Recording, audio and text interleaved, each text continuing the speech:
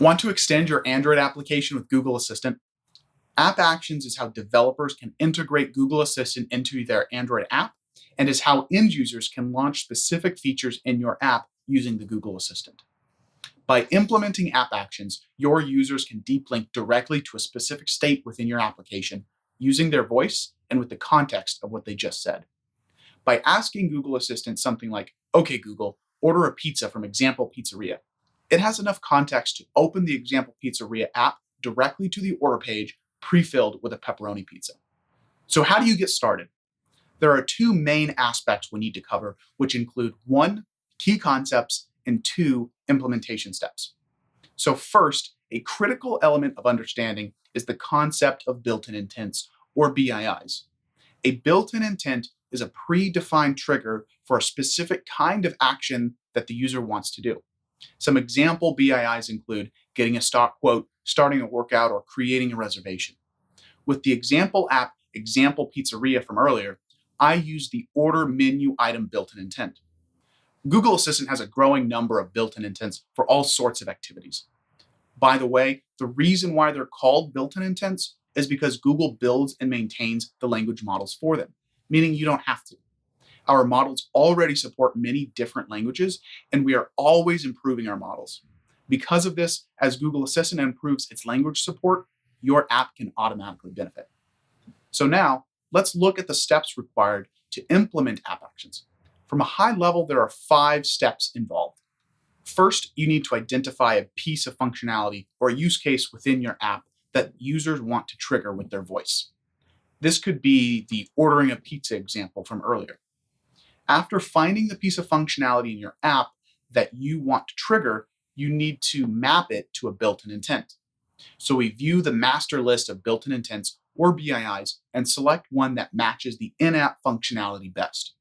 Again, using the Example Pizzeria app from earlier, that would be the actions.intent.order-menu-item BII. Next, we need to provide fulfillment details in the actions.xml file and your app code for the built-in intent. An important note here, app actions defined in actions.xml describe how each BII resolves its fulfillment, as well as which parameters are extracted and provided to your app. Now, as step 4, we can preview your app action using a test device. And the best way to do this is by using App Actions Test Tool plugin for Android Studio. Lastly, upload your app via the Play Store and request an App Actions review. Once it's been reviewed and approved, you're done. Now, it's a good idea to get familiar with the list of built-in intents that are available today by browsing the list of BIIs in our docs.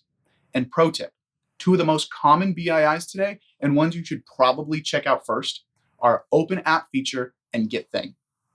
Open App Feature is a more generic intent that is used to launch a given feature of an app.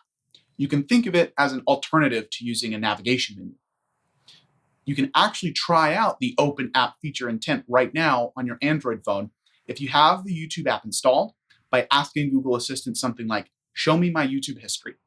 And the assistant will instantly open the YouTube app on your phone straight to the history view. The Get Thing BII brings the user to a search results view within your app that's pre-populated with what they just asked for. Now, if you can't find a BII that matches the functionality of your app, even after reviewing the available BIIs, you do have the option to use custom intents to extend your Android app with App Actions. So from here, the best way to get started with App Actions is by following our code lab, which walks you through building your first app action, complete with sample code and other reference material on GitHub. Be sure to join our dev community on Reddit, where you can chat with other actions on Google Devs, and stay up to date by following us on Twitter. I'm Dan. Thanks for watching.